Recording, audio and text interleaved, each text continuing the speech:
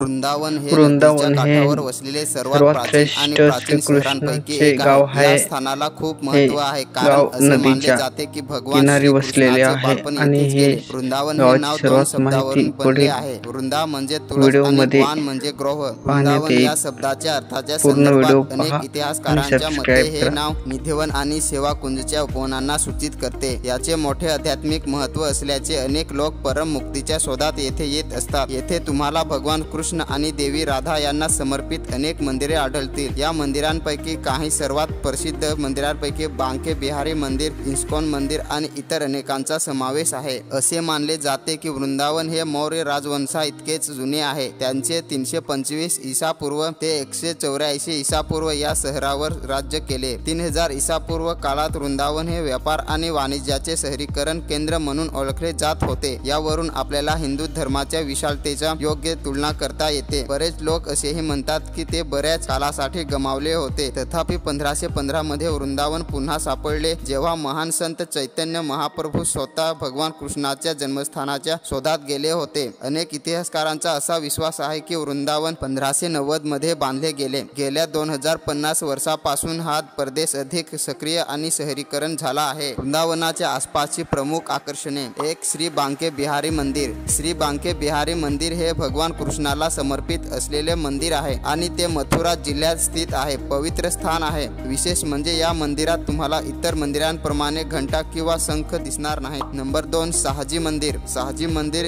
1876 मध्ये बांधले गेले आणि ते भगवान कृष्णाला समर्पित आहे। मुख्य देवी छोटे राधा रमण आहे। सुमारे 12 फूट उंचीसह 15 भव्य सर्पिल स्तंभासह ही एक अविस्मरणीय रचना आहे। नंबर 3. प्रेम मंदिर रमण रेती। वृंदावन येथील प्रेम मंदिर हे जगद्गुरु कृपाळू परिषदेच्या संतांच्या अंतर्गत अधिकृत आहे। 54 एकरांमध्ये पसरलेले हे प्रेमाचे आध्यात्मिक प्रतीक देवी राधा आणि भगवान कृष्ण यांना समर्पित आहे। हे बांधकाम 2001 ते 2012 दरम्यान झाले आणि शेवटी 17 फेब्रुवारी 2012 रोजी त्यांचे उद्घाटन झाले। नंबर 4. कांस किल्ला। कांस किल्ला हे अद्भुत आकर्षणापैकी एक आहे आणि ते यमुना नदीच्या उत्तरेकडील किनाऱ्यावर स्थित आहे। याला जुना किल्ला म्हणजे पुराण किल्ला म्हणून देखील ओळखले जाते। खरोखरच हिंदू मुस्लिम वास्तवकलेचे एक अद्भुत मिश्रण आहे। अशा प्रकारे जेव्हा तुम्ही मथुरेच्या सहलीवर असाल तर हे ठिकाण गमावू नका। वृंदावनाला भेट देण्याचा उत्तम काळ म्हणजे ऑक्टोबर ते मार्च। हे महिने प्रेक्षणीय स्थळे पाहण्यासाठी आणि स्थानिक पातळीवर शोध घेण्यासाठी योग्य आहेत। वृंदावनाला जाण्यासाठी जर तुम्ही हवाई मार्गाने जात असाल तर वृंदावनापासून सर्वात जवळचे एरोड्रोम खेरिया विमानतळ आहे। हा एक लष्करी हवाई विमानतळ आहे जो